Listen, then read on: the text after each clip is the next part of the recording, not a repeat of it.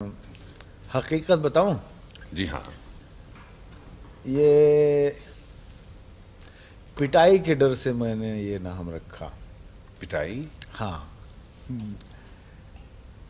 میرے والد قبلہ مرحوم اللہ ان کو بخشے، وہ فلموں کے سخت مخالف تھے، اور ان کے عزیز دوست ایک لالا بشیشر ناتھ تھے جن کے صاحبزادے پرتھوی راج کپور بھی فلم ایکٹنگ کیا کرتے تھے، اور وہ اکثر بشیشر ناتھ جی سے بڑی شکایت کرتے تھے کہ تم نے یہ کیا کر رکھا ہے کہ تمہارا اتنا نوجوان اور صحت مند لڑکا دیکھو یہ کیا کام کرتا ہے.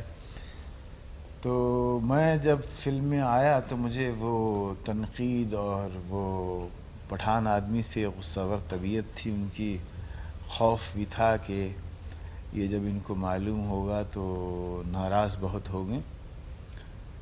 اور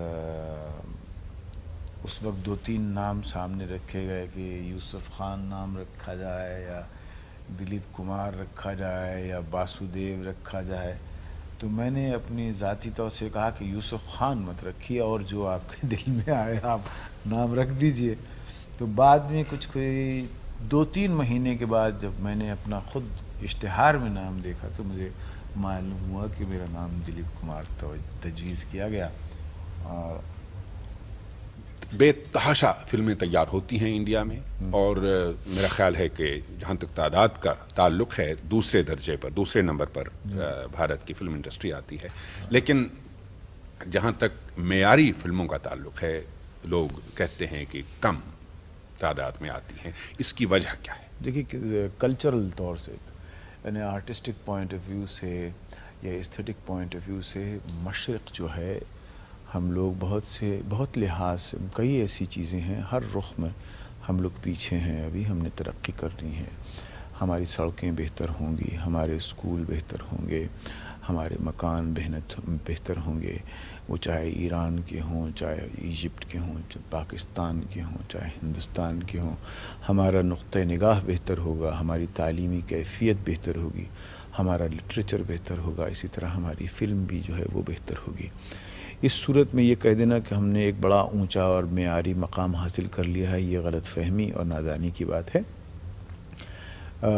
ہر آدمی کی یہی کوشش ہے کہ اگر ہم پست ہیں تو ہم کم پست ہوں، یعنی بہتری کی طرف ہمارا قدم بڑھے.